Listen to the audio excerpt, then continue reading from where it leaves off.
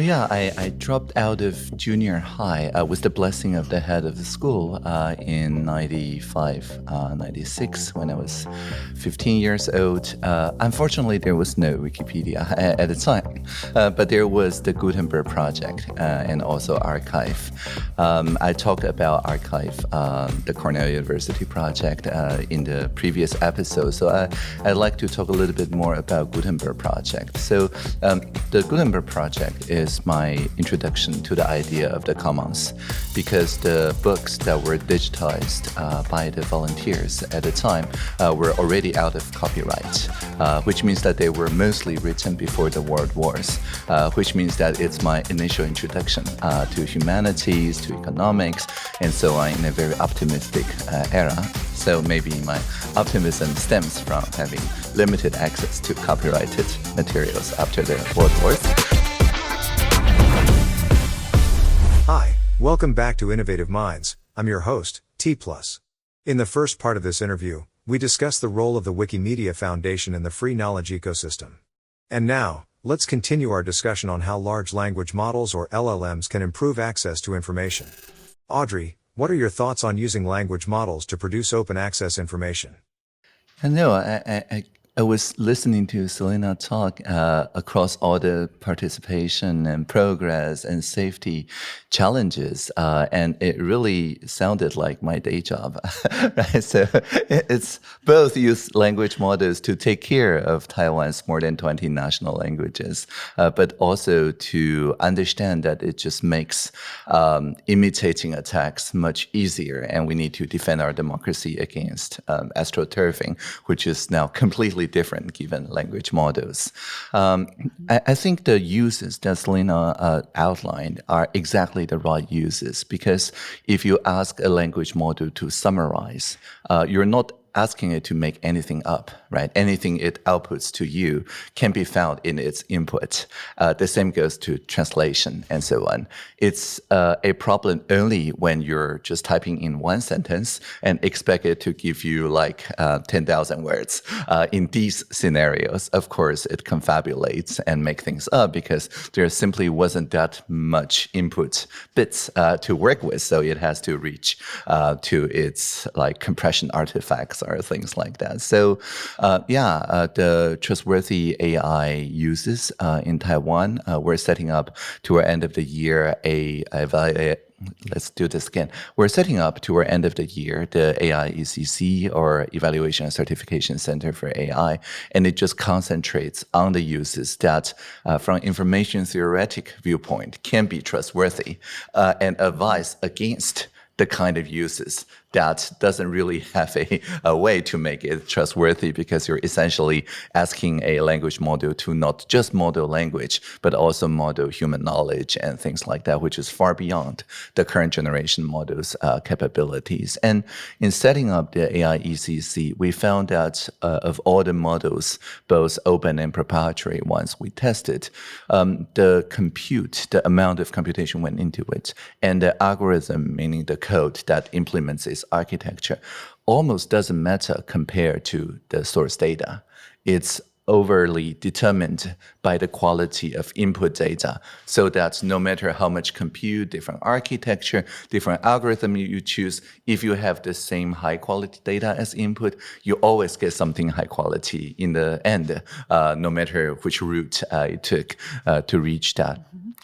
So I think this means that Wikipedia, more than really any other things like GPUs and algorithms and things like that, is the backbone of the current language model revolution. And if we can keep this knowledge infrastructure going, if we work with language models to attract more people interested in data governance, in contributing their personal experiences, but preserving their privacy and dignity through privacy-preserving technologies, in altruism projects, and so on, then we have a real chance for people who are not good at writing to contribute into the knowledge infrastructure. There are many people who prefer having this kind of face-to-face conversation as compared to text media. It's just that we need to repurpose the modality so that their energy is usefully channeled back into the knowledge infrastructure. So that's also part of our work in societal evaluation to societal risks is doing, is just to look at the places where language model can use to pollute the commons, and we work proactively with the content provenance people, integrity people, and so on to prevent that from happening, and then to establish trusted channels like a shared SMS number 111, which all the official communications from the ministry and public sector communicates through, so that no matter how many people try to impersonate my ministry or other ministers, it doesn't matter, because there is a blue check mark in terms of the origin of the source. And then if you keep interacting with the source as part of that conversation, maybe your contribution ends up in the commons, of course, with due credit and attribution and things like that. So no, I totally agree that Wikipedia plugin for ChatGPT and other open models, that's a great first step. But there need also at some time some way to contribute for people who upload a picture or video or real-time conversation through those chatbots to find its way back to Wikipedia and the commons. Yeah. I totally agree. And, we're interested in exploring how to make that something that's not surprising, something that's expected and part of culture, and I think that's kind of what I'm thinking about when I say that these platforms that have emerged that are highly engaging and really interesting and kind of where search, is also going for the web. We have to establish what it means for that to be a common space, not just on that platform, but and to not surprise people with what happens. So that's kind of how I think about it. And just another thing that I want to say about all of that work that you're doing, Audrey, there's so much alignment there. And I wrote a piece about, what our principles were for our engagement with AI, going forward as the foundation, as, a movement, because this is really in partnership with the volunteers, and it's, first of all, human led, that we always want the work that we're doing to be something that is benefiting the human beings that are contributing to our projects, and that they're always part of the decision making and empowered to know how something's working and make different decisions if they want or need to. And then the second part of it is equity and finding ways of making sure that we're getting different voices, voices that may have been marginalized or underrepresented in conversations about AI, or, contributing, content to the training of these models. It's really important to us.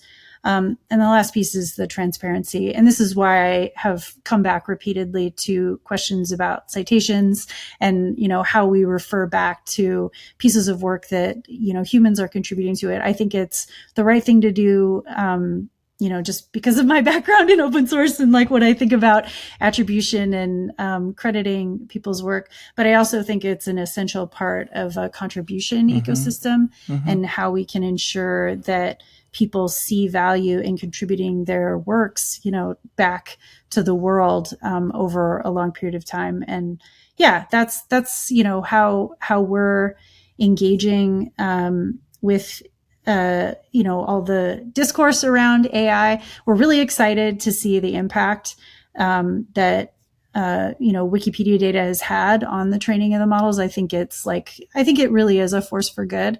And then it's just how do we make this a sustainable system over time is a really important question that I think we all are empowered to answer right now. No, definitely. I think when everyone feels that those AIs are assistive and augmenting the community, there will be incentive to contribute. But if people feel that they're in a extractive, abusive relationship, then the high quality data just dries up, right? And there's no future models, no matter how much compute or better algorithm you throw at it, because there's no high quality input material anymore, right? So, and then the world will be snapshotted around 2021, and that's it, right? Yeah. So I would like the world to continue to. It's very motivating for me to continue my work. Yeah, absolutely. And I think that the tension that we see, amongst different, creative professionals, some of the challenges we've had in Hollywood in the US, and the writer's strike and just that, I think those are actually the right tensions to be having in society right now. We have to address these very real concerns from the people who are directly affected. And so, that's really how I think about my work as well. I really need to be thinking about how volunteers are directly impacted by this and what their future is. That's like first, because the sustainability of our projects entirely depends on their contributions. So it's a area of research I'm really interested in. Like, how can we look at models, make them very transparent, and help them reveal like what their sources are in a sustainable way. And then how can we, make, I would say, cheaper and smaller models that are more targeted and solving problems faster for folks. I think that that's also another path to sustainability for us over time. Yeah, definitely. I'm happy to say that currently the smallest large language models, the 7 billion models, are every bit as good as the previous generation of free ChatGPT and so on, the Zephyr models that I'm working with right now. And now with everyone fine-tuning those models on their own laptop and so on, I think that is the beginning of almost like the Postgres MySQL moment, right? What used to take, a Oracle data cluster, the same capability can be simulated and sometimes creatively out-innovate, right? Those established mainframe-ish computers just with a laptop running Linux. So I think we're at such a point, and it took just a couple of years, right, to get here. So I'm personally also very excited. Yeah, I totally agree. And I think there might be, I'll just say, like, I've talked with some people in academia who were a little discouraged by like the current state of research and like what opportunities there really are for academics in this space. And they were worried, that they didn't have enough funding to, train things, or they didn't have enough interesting ideas to really enter this space. And I was just there to tell them, there is so much opportunity here right now, and you should be extremely hopeful, because the future is not just for incredibly huge models that take incredibly large amounts of compute power to do their work. And I think optimization is a huge point. There's so many smaller, very important problems that can be solved with smaller models. And I think, not everybody's heard that yet. So just whoever's watching, if you're in academia, there's plenty of opportunity for you. And we need you. We need students. We need professors like diving in here. You're not moving too slow. There's plenty of work to be done. Yeah. And to the viewers that have listened to the Meredith Whittaker episode, the writer's strike ended up very well. They agreed on something where AI is only used as a tool for creative writers and not their masters. Wonderful outcome, I think. And it's also, I'll say, like, Wikipedia hasn't settled on exactly what the rules are going to be. It's like an area that the editors are actively discussing right now. But in general, people recognize the value of using an AI to help write drafts, and like how that aids the creative process and how it can speed up work that otherwise would be like really challenging, or take an incredibly long time. So there's, I see like a real opportunity there for us to find ways of helping people with the writing process without like replacing them. Mm-hmm. Based on my understanding, you're suggesting that humans have a crucial role to play in the era of LLMs. This is because a vast amount of knowledge that existed before the digital era is not available in the databases of LLMs. Therefore, to enhance their effectiveness, LLMs need a continuous supply of unique content that is created by humans. Is that correct? Absolutely. Yes. Otherwise, it only knows the world up to the knowledge cutoff point, 2021 or 2022. And I just to drill in on that point a little more, there's some really interesting work on biodiversity that I've been introduced to. There's a researcher named J.J. Dearborn who published like a very long, comprehensive report on the ways in which we could help with biodiversity research and future policy by leveraging like all the different projects in the Wikimedia movement. But what was like fascinating and important about that research is how much of the like history of recording information about animals and insects and all life on Earth are in notebooks that haven't been digitized. And there's so much important information about change over time that would be valuable for current discussions about climate change and policy. And there's just a real opportunity for us to get more of that digitized and in a format that can be analyzed by today's scientists and, look back quite far to understand what's changed. We know that things have changed, so it's not really debating that, but just to what degree. And there's again, a lot of work left to be done here that would be quite valuable and, valuable for people to reflect on as we're kind of addressing all these issues around the climate crisis. Yep. So the full history and contemporary contributions. Both are important. Yeah, both sides. Yeah. Selena, on the positive side of things, the Wikimedia 2030 movement strategy recognized the potential for technology to provide more relevant, personalized content. But what does that mean exactly? Some people might argue that objective information is universal and doesn't need to be personalized. Yeah. I think the lens that is a great question, and it could be seen as in conflict potentially with other pillars of the movement. The way that I interpreted this particular statement was in the context of knowledge equity, and that it's possible for a situation to be viewed from different perspectives and have different meaning for different people.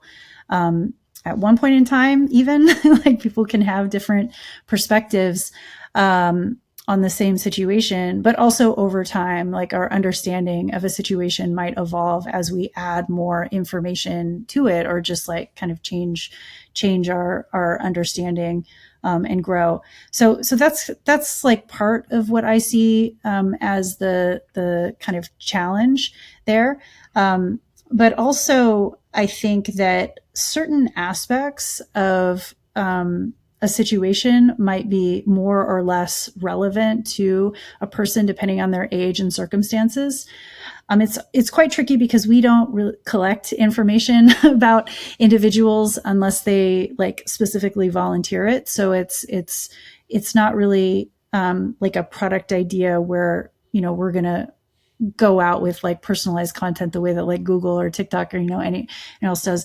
But I think there is an opportunity if people choose, for example, to share with us their interests, their research interests, or if they choose to, for example, to create lists of pages that interest them and that they're working on over time, it's possible for us to take that and then offer them more that maybe they wouldn't find on their own. And we could also connect them with other volunteers, like in the editing context, that are interested in the same topic. So that's like one area. And then another area is just like inviting people to the kind of, Wikipedia rabbit holes that people talk about, like in the popular culture. You start out, looking at bread, and all of a sudden, you're in like some 13th century war. It's just like this, the kinds of things that happen when you just decide to follow the links. There's this really fun and hilarious game called the Wikipedia speed run. And when I talk to young people, especially like around like junior high school race, that's like the thing that I have repeatedly been asked to like do with them, and just trying to find those like interesting interconnections. And what's fascinating about all of that too is that's all like human created. These are the links that like people just kind of, decided should exist on these different pages. And yeah, it's just fascinating to see the interlinkages over time. I just really love it. And it's also a fun game. So anyway, so that's like what comes to mind, on this is just the ways in which we can connect people with the things that really appeal to them, and just acknowledging that people are different. Things interest them in different ways.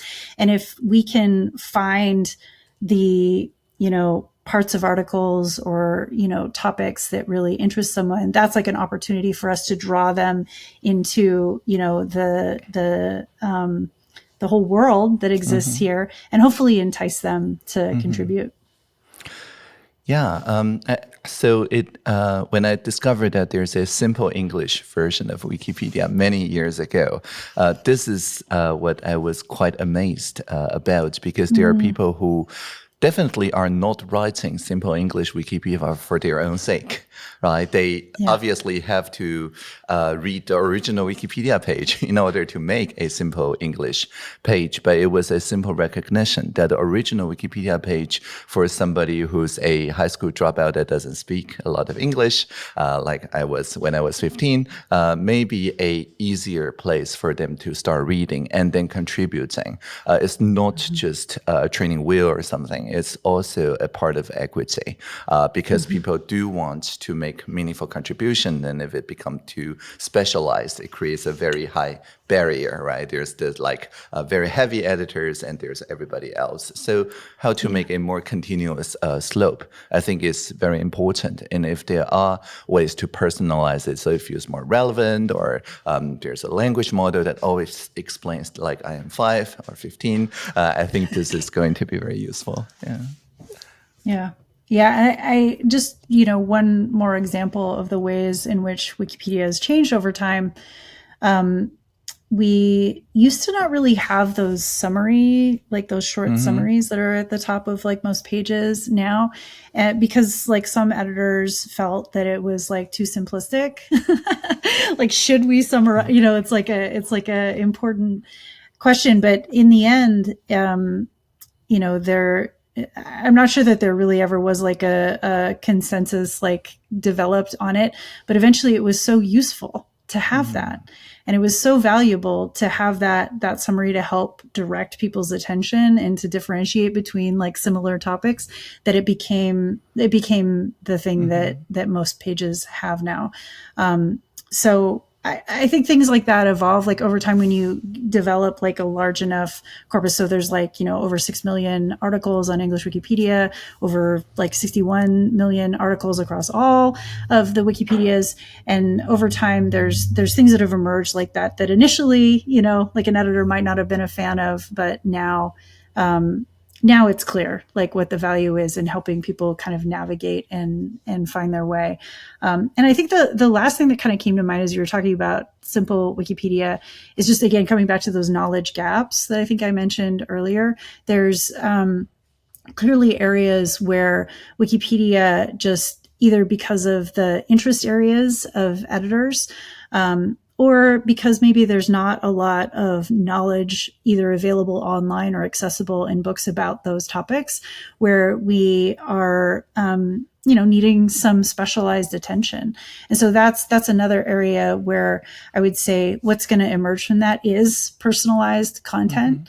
And, it's coming from us taking a moment to really like think carefully about what is actually left out of the current corpus. And and I think that's like another really just interesting aspect of having a worldwide digital encyclopedia as opposed to something that's in a book. The choices that we're making about what's in or out, the way that those choices are happening are very different than, a book editorial process. So we have to have systems for looking at that. And I think it's quite fascinating to see the things that are in and out. Some of the things are obvious and some less so. Anyway. Yes. To our viewers and listeners, just, join the community and you will feel the spirit of collaboration together. Definitely. Yeah. Since we were speaking of the potentialities offered by LLMs, I want to ask, does Wikimedia intend to develop its own language model? The simple answer is yes. We train actually several models.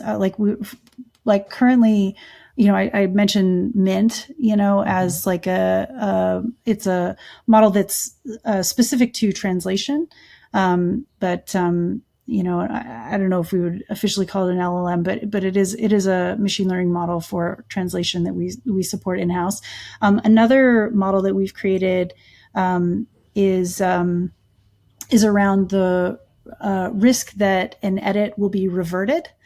And we've had like a couple versions of this. It's a really interesting model. And what it does is it tries to predict whether or not like an edit that someone just made is like a good or a bad edit, basically, whether an editor that came along and saw it would revert it, roll it back. And we've had a few versions of this. Originally, we created a model that looked at this risk like per language. And now we've got one that is language agnostic. And so it's just like interesting looking at the strengths and weaknesses of the different approaches. And at this point, we've kind of decided that the language agnostic one is performing better. So we're using it. But there's other, models that we're working with. And we actually have a system for hosting models called Liftwing. And, it's something that any of our volunteer contributors can use. And then we use ourselves. Mm-hmm. Yeah, these are smaller. They're smaller than like the huge models, right? Like they're purpose built for specific things. But they can also distill from the larger models. Now, I love the idea of a kind of immune system, right, that is being developed because the adversaries, the trolls, the astroturfers are using generative AI. So we need to equalize the defense as well. Otherwise, it's a attrition of unequal proportions. So I'm really glad to hear that there's an immune system being developed. Yeah, absolutely. And it's one that, for many years was sort of built on like a limited set of heuristics. So, there's still quite a bit of that actually that exists. And now we're needing to, I don't know if it's get more serious. That's not like the right way to say it, but it's, we are needing to focus a bit more on the kinds of risks that are coming. Mm-hmm. Another advantage of language models is their ability to reduce busy work and other time-consuming administrative tasks. Is this already a reality at the Ministry of Digital Affairs? Yeah, definitely. I, of course, write my email replies with the first draft and the second draft and many drafts synthesized by a language model that is trained on my laptop, never leaves my laptop, reads all my email replies, and is now better at drafting Audrey Tang style emails than myself is, right? Because it learns from the top of the game, from the already polished, edited version of myself that is part of my public domain transcript that all the foundational model know, right? So actually for the large enough foundation model, if you say, facilitate the following conversation in the style of Audrey Tang, they actually do a very good job. So yeah, that's the great thing about CC0. So I think the drafts that I work with, which improved over time, first, of course, cemented my optimism about open source edge AI model models that can be tuned by community. But more importantly, I think it made me rethink about the busy work that I do as part of the minister, not just replying to emails, but also really just digesting and summarizing a huge amount of information. And instead of relying on executive summaries, which compress but lose all the nuance, the use of language models in my daily work is now using language models as a compressor that keeps the nuance. So it's like the 2-paragraph of executive summary that you can query. You can say, now there's this novel situation. What would this original multi-stakeholder panel react to that? And always cite back to the actual transcript or the actual things that they said. And we've made real progress in constitutionally train the models so that instead of training just on compressing the text, it's taking those ideas and doing the fine-tuning and the training from the perspective of this municipality, of this group of people, from this community, so that it can become a kind of cultural translator of their voice and to interpret novel situations from the viewpoint of that original community, always as full citation and so on. So I think for policymakers like me who really want to include all stakeholders, but was previously constrained by my mental bandwidth, nowadays language models really reduce the busy work so that I can actually be in the here and now to much more groups of people in my style of policymaking. That's very inspirational. And I think that this approach is also something that can be valuable, to me, in my work. I'm not as advanced as you though, Audrey.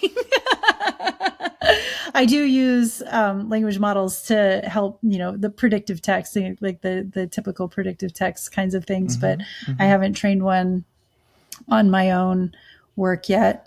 But I really do see the value. In particular, I see the value in what you just described, which is like taking the voice of our community members, because we have somewhere between 250 and 300,000 volunteers every month that are contributing to our projects. And how do I make sure that I'm incorporating their views in our work on a regular basis? Right now, it's a process of very lossy, human to human communication, which sometimes can, you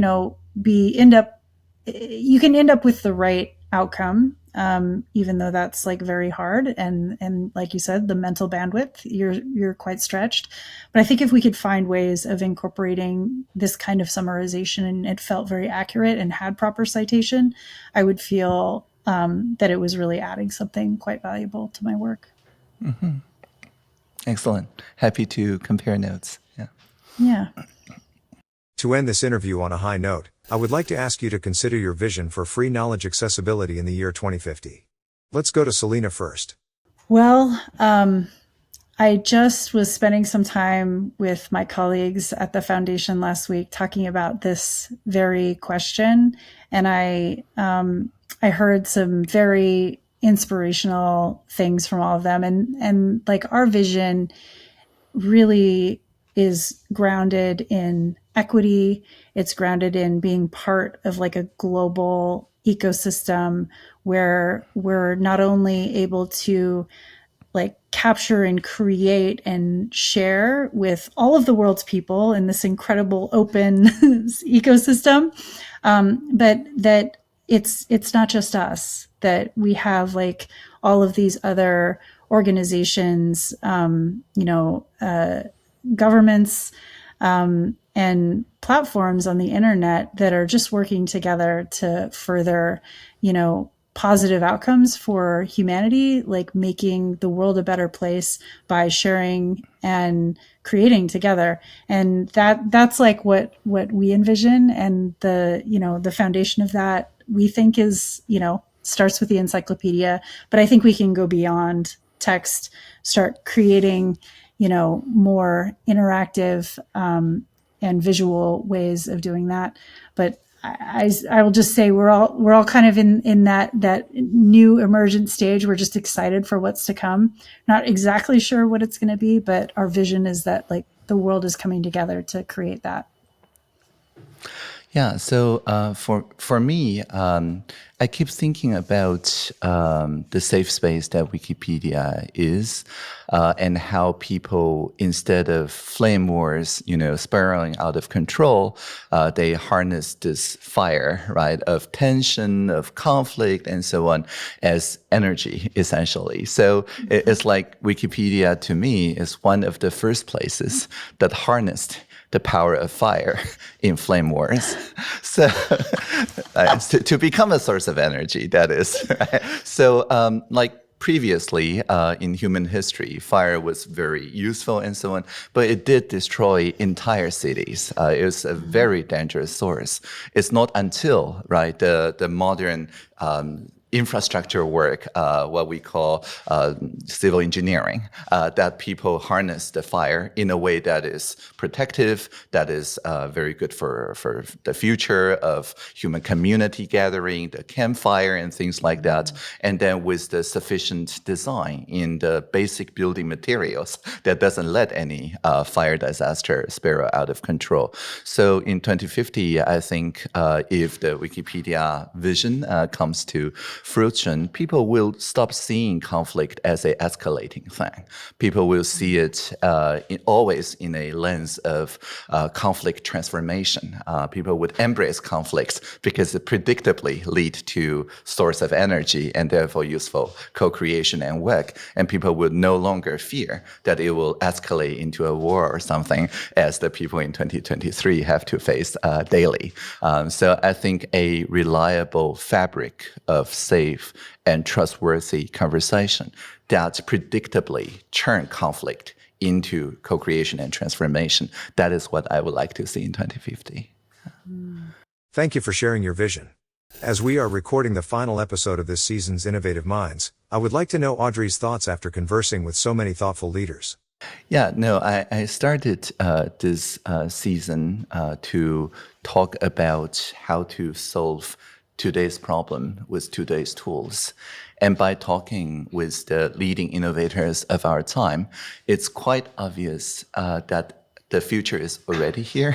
Again, it's just not evenly distributed. There are people already working in the future where, as I mentioned, the conflict turns into co-creation and source of energy instead of polarization. So I think the work of TaiwanPlus and the public TV and so on is just to disseminate not just a vision, but actual tools to enable this vision to as many people as possible, and to let our listener know that you too can join the future, right? Let the future manifest through your work so that we can free the future together.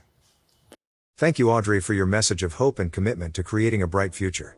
Once again, thank you so much to both of you for joining today.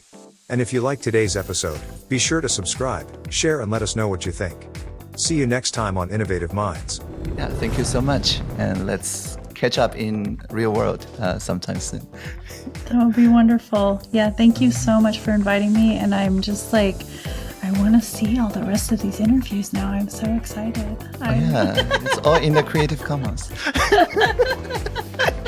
Thank you so much for doing this work. I'm just grateful that you reached out. Mm-hmm. Yeah, thank you. And let's make that future happen together. Live long and prosper. Bye for now. Yes.